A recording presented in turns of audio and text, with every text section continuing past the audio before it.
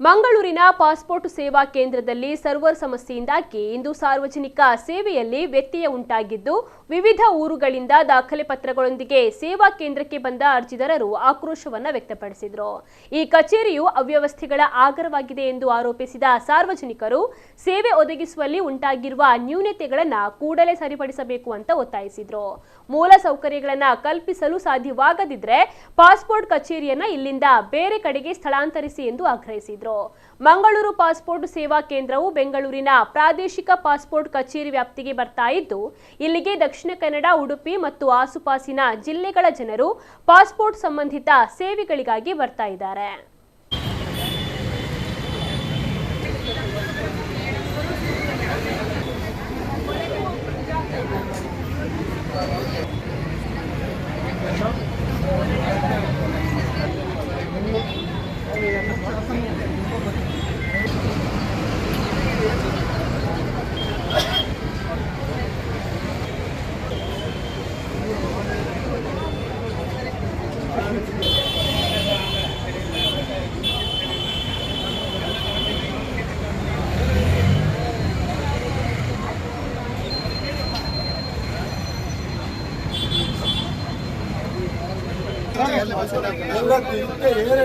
Urgent emergency documents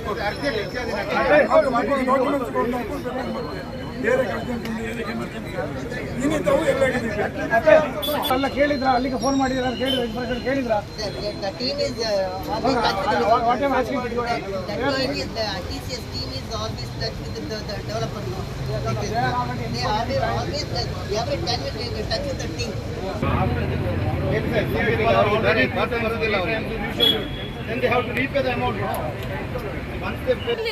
ಈಗ ಮತ್ತೆ 2 ಸಲ ಬಂದಿದೆ ನಾನು 2 ಸಲ ಪೇಮೆಂಟ್ ವೇಸ್ಟ್ ಆಗಿದೆ ಯಾರು ಕೊಡ್ತಾರೆ ಆ ಖರ್ಚು ಯಾರು ಕೊಡ್ತಾರೆ ಇವ್ರಿಗೋಸ್ಕರ ಮಕ್ಕಳು ಅವ್ರ ಪಾಸ್ಪೋರ್ಟ್ ನಲ್ಲಿ ಅವ್ರ ಹೆಸರು ತೆಗಿಬೇಕು ಅದು ತೆಗಿಲಿಕ್ಕೆ ಇವರು ಓಡಿಸ್ತಿದ್ದಾರೆ ಓಡ್ತಾನೆ ಇದ್ದೇವೆ ನಾವು ಒಂದು ಅದೇ ಸ್ಪೆಲ್ಲಿಂಗ್ ಸರಿ ಏನಾದ್ರೂ ಒಂದು ಇದು ಮಾಡ್ಬೇಕಲ್ಲ ಅವರು ಈಗ ಇಲ್ಲ ಹಿಂಗೆ ಆಗ್ಲಿಲ್ಲ ಅಂದ್ರೆ ಬೇರೆ ಇದು ಚಾನ್ಸ್ ಇದೆ ಹಿಂಗೆ ಮಾಡಿದ್ರೆ ಆಗ್ತದೆ ಏನಾದ್ರೂ ಒಂದು ಇದು ಹೇಳ್ಬೇಕಲ್ಲ ನಮ್ಗೆ ಏನೂ ಇಲ್ಲ ಅಂದ್ರೆ ನಾವು ಎಂತ ಮಾಡುದು ಅಲ್ಲಿ ಬೇರೆ ಆಫೀಸ್ ನಲ್ಲಿ ಇದು ಆಗುದಿಲ್ಲ ಆ ಡಾಕ್ಯುಮೆಂಟ್ಸ್ ಬೇಕು ಈ ಡಾಕ್ಯುಮೆಂಟ್ಸ್ ಬೇಕು ಎಲ್ಲಿಂದ ತರುದು ನಾವು ಸತ್ತವ್ರಿಗೆ ಕಬ್ರಸ್ತಾನದಿಂದ ತಕೊಂಡ್ ಬರ್ಬೇಕಾ ನಾವು ಬರ್ದು ಕೊಡಿ ನಾನು ಸತ್ತಿದ್ದೇನೆ ಅಂತ ಇವ್ರ ಪ್ರಾಬ್ಲಮ್ ಬೇಗ ಹೇಳ್ತಾರೆ ಅಲ್ಲಿ ನಮ್ ಪ್ರಾಬ್ಲಮ್ ನೋಡೋರು ಯಾರು ನಾನು ಸುಮ್ಮನೆ ಇದ್ದೆ ಎಷ್ಟು ದಿನದಿಂದ ನಾನು ಇಲ್ಲಿಗೆ ಹೋರಾಡ್ತಾ ಇದ್ದೆ ಒಂದ್ಸಲ ಒಂದು ಡಾಕ್ಯುಮೆಂಟ್ ಇದು ಪಾಸ್ಪೋರ್ಟ್ ಸರಿ ಮಾಡಿ ಕೊಡೋ ಆಗ್ತಾ ಇಲ್ಲ ಇವ್ರಿಗೆ ಸರ್ವರ್ ಪ್ರಾಬ್ಲಮ್ ನಾವೇನ್ ಮಾಡ್ಬೇಕು ಎಷ್ಟು ಜನ ಇಲ್ಲ ಇದ್ದಾರೆ ಪಾಪ ಇವರೆಲ್ಲ ಎಂತ ಮಾಡ್ಬೇಕು ಗೊತ್ತಾಗೋದಿಲ್ವಾ ಏನಾದ್ರೂ ಬೇರೆ ಅರೇಂಜ್ಮೆಂಟ್ ಮಾಡ್ಬೇಕಲ್ಲ ಅವರು। ಜಿಲ್ಲಾ ಕಾಂಗ್ರೆಸ್ ಮುಖಂಡ ಲಾರೆನ್ಸ್ ಡಿಸೋಜಾ ಮಾತನಾಡಿ ಪಾಸ್ಪೋರ್ಟ್ ಸೇವಾ ಕೇಂದ್ರದ ಅವ್ಯವಸ್ಥೆಯ ಬಗ್ಗೆ ವಾರದ ಹಿಂದೆ ಪ್ರತಿಭಟನೆಯನ್ನ ಮಾಡಿ ಸಮಸ್ಯೆಗಳ ಕುರಿತಂತೆ ಕಚೇರಿಯ ಅಧಿಕಾರಿಗಳ ಗಮನಕ್ಕೆ ತರಲಾಗಿತ್ತು। ಆದರೆ ಸರ್ವರ್ ಸಮಸ್ಯೆ ಮಾತ್ರ ಇನ್ನೂ ಬಗೆಹರಿದಿಲ್ಲ। ಇಲ್ಲಿ ದಿನಕ್ಕೆ ಸರಾಸರಿ 600ರಷ್ಟು ಪಾಸ್ಪೋರ್ಟ್ ಅರ್ಜಿಗಳು ಬರ್ತವೆ। ಆದರೆ ಸಿಬ್ಬಂದಿಯ ಕೊರತೆ ಮತ್ತು ಅಗತ್ಯ ಮೂಲಸೌಕರ್ಯಗಳ ಕೊರತೆ ಇದೆ।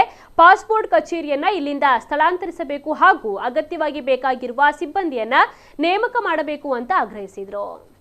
ನಾವು ಕಳೆದ ಒಂದು ವಾರದ ಹಿಂದೆ ಬಂದು ಒಂದು ಇಲ್ಲಿ ಪ್ರತಿಭಟನೆ ಲೆಕ್ಕದಲ್ಲಿ ಮಾಡಿ ಅವರ ಪಾಸ್ಪೋರ್ಟ್ ಅಧಿಕಾರಿಗಳ ಗಮನಕ್ಕೆ ತಂದಿದ್ವಿ। ಇಲ್ಲಿ ಪಾಸ್ಪೋರ್ಟ್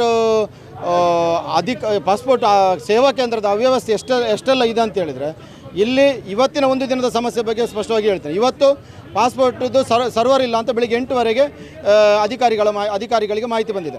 ಆದರೆ ಅಟ್ಲೀಸ್ಟ್ ಅಧಿಕಾರಿಗಳು ಯಾರ್ದೆಲ್ಲ ಅಪಾಯಿಂಟ್ಮೆಂಟ್ ಇದೆ ಅವರ ಮೊಬೈಲ್ಗೆ ಮೆಸೇಜ್ ಹೋಗುವ ಮುಖಾಂತರ ಇವತ್ತು ಅಪಾಯಿಂಟ್ಮೆಂಟ್ ಇಲ್ಲ ಅಂತ ಹೋಗುವಂಥ ಮೆಸೇಜನ್ನು ಇವರು ಅಧಿಕಾರಿಗಳು ಮಾಡಬೇಕಿತ್ತು, ಅದು ಮಾಡಲಿಲ್ಲ।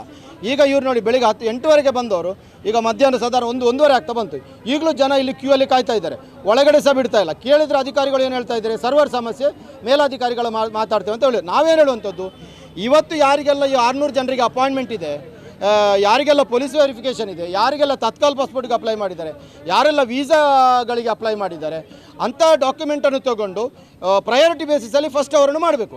ಯಾಕೆ ಮಾಡಬೇಕಂತ ಹೇಳಿದರೆ, ಈಗ ರೀಶೆಡ್ಯೂಲ್ ಮಾಡಬೇಕಾದದ್ದು ಇವತ್ತಿನ ಅಪಾಯಿಂಟ್ಮೆಂಟನ್ನು ಅಧಿಕಾರಿಗಳೇ ಮಾಡಬೇಕು. ಒಂದು ವೇಳೆ ಅಪ್ಲಿಕೆಂಟ್ ರೀಶೆಡ್ಯೂಲ್ ಮಾಡಿದರೆ ಅವರಿಗೆ ಸಿಗುವಂಥದ್ದು 1 ತಿಂಗಳ ನಂತರ. ಯಾಕಂದರೆ ಇವತ್ತು ಸರ್ವರ್ ಇಲ್ಲ ಅಂತೇಳಿ ವೆಬ್ಸೈಟ್ಗೆ ಗೊತ್ತಾಗೋದಿಲ್ಲ. ಅದಕ್ಕೆ ನಾವೇನು ಆಗ್ರಹ ಮಾಡ್ತಾ ಇದ್ದೇವೆ, ಇವತ್ತು ಯಾರ್ದು ಅಪ್ಲಿಕೇಶನ್ ಹಾಕಿದ್ದಾರೆ ಅವರಿಗೆ ಅಧಿಕಾರಿಗಳೇ ರೀಶೆಡ್ಯೂಲ್ ಮಾಡಿ ಇವತ್ತು ರಾತ್ರಿ ಅಥವಾ ನಾಳೆ ಫಸ್ಟ್ ಸ್ಲಾಟಲ್ಲಿ ಅವರಿಗೆ ಸ್ಲಾಟನ್ನು ವಿಲೇವಾರಿ ಮಾಡಬೇಕು. ಎಸ್ಡಿಪಿಐ ರಾಜ್ಯ ಕಾರ್ಯದರ್ಶಿ ರಿಯಾಜ್ ಕಡಮ್ಮು ಮಾತನಾಡಿ, ಇಲ್ಲಿ ಹಲವು ದಿನಗಳಿಂದ ಸರ್ವರ್ ಸಮಸ್ಯೆ ಇದೆ. ಮೂಲಸೌಕರ್ಯಗಳ ಕೊರತೆ, ಸೇವೆಗಳಲ್ಲಿ ಲೋಪದೋಷಗಳಿವೆ.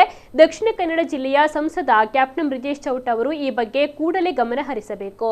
ಸಮಸ್ಯೆ ಪರಿಹರಿಸದಿದ್ದರೆ ಪಾಸ್ಪೋರ್ಟ್ ಕಚೇರಿಗೆ ಮುತ್ತಿಗೆ ಹಾಕಲಾಗುವುದು ಅಂತ ತಿಳಿಸಿದರು. ಕಳೆದ ಹಲವು ದಿನಗಳಿಂದ ಸರ್ವರ್ ಇಶ್ಯೂ ಇದೆ.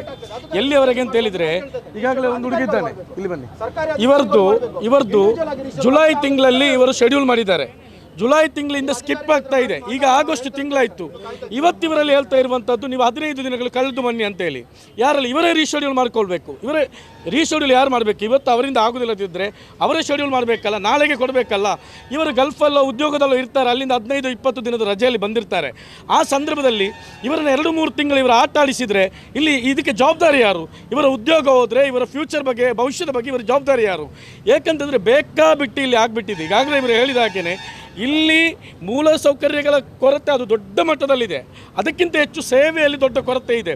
ಆ ಚಿಕ್ಕ ಚಿಕ್ಕ ವಿಚಾರಗಳಿಗೂ ಕೂಡ ರಿಜೆಕ್ಟ್ ಮಾಡುವಂಥದ್ದು, ಮತ್ತು ಅವರನ್ನು 3 ದಿನ 4 ದಿನ ಕಾಯಿಸುವಂಥದ್ದು, ರೀಶೆಡ್ಯೂಲ್ ಮಾಡಿಸುವಂಥದ್ದು. ರೀಶೆಡ್ಯೂಲ್ ಬಂದಾಗ ಏನು ತಳಮಟ್ಟದ ಅಧಿಕಾರಿ ಯಾರು ಇರ್ತಾರೆ ಅವರು ಕೂಡ ರಿಜೆಕ್ಟ್ ಮಾಡಿಸುವಂಥದ್ದು, ಈ ರೀತಿಯಾಗಿ ಇಲ್ಲಿ ನಡೀತಾ ಇದೆ.